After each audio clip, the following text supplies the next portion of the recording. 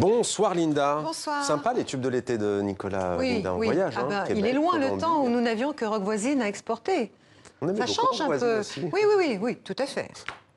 Est-ce que vous connaissez le verbe jobber, Mohamed? Ah, ça me dit quelque chose, Coupe du Monde oblige. Ouais. C'est un mot que vient de réactualiser, on va dire, le footballeur Paul Pogba, le milieu de terrain de l'équipe de France au Mondial. On l'a entendu il y a quelques jours dans un documentaire. On va jobber, dit-il. Il faut qu'on jobbe bien. Autrement dit, on va se donner à fond, on va mouiller le maillot. Bref, on va gagner cette Coupe du Monde. Encore un mot anglais, hein, c'est pas de ma faute. Qu'est-ce que vous voulez que je vous dise? Jobber, évidemment, ça vient de job, hein, qui signifie travail, boulot. La question maintenant, c'est de savoir si ce verbe va prendre auprès des francophones et entrer dans le dictionnaire, parce que, pour pas se le cacher, ça fait un moment quand même que jobber traîne dans les coulisses de notre langue sans vraiment y entrer. On en trouve une trace au 19e siècle, Mohamed, dans le Becherel, mais avec un tout autre sens, celui de railler, de plaisanter, rien à voir donc avec faire le taf. Le mot job, lui, en revanche, est connu mondialement. Le dictionnaire Merriam-Webster nous apprend qu'il apparaît en 1558 en anglais. À l'époque, job signifie une partie du travail. Hey, reste ici, t'as pas fini ta job. Hein?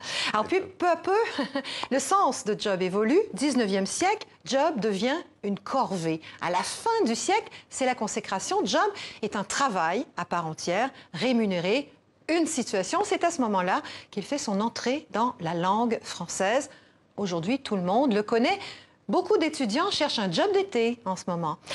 Et les Belges ont d'ailleurs trouvé un mot pour ça. Jobiste, un étudiant qui a un job de vacances. À ne pas confondre, oui, jobiste, à ne pas confondre avec jobin, un mot québécois qui désigne, lui, un petit boulot. À Montréal, c'est aberrant le nombre de jeunes diplômés qui n'ont pas de job dans leur domaine et qui ont des jobines mal payés. Mais bon, au moins, ils ont un job. Une job ou un job, là? Ah ah. En Europe, job est masculin. Il a perdu son job.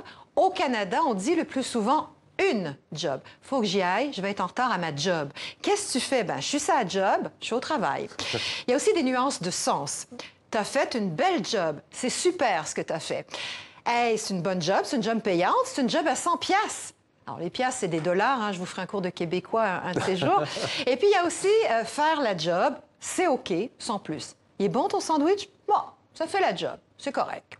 Alors, si vous surfez sur Internet, vous allez voir que Job, c'est aussi un personnage biblique, un prophète coranique, une ville française, une rivière, un opéra, une divinité solaire, et j'en passe.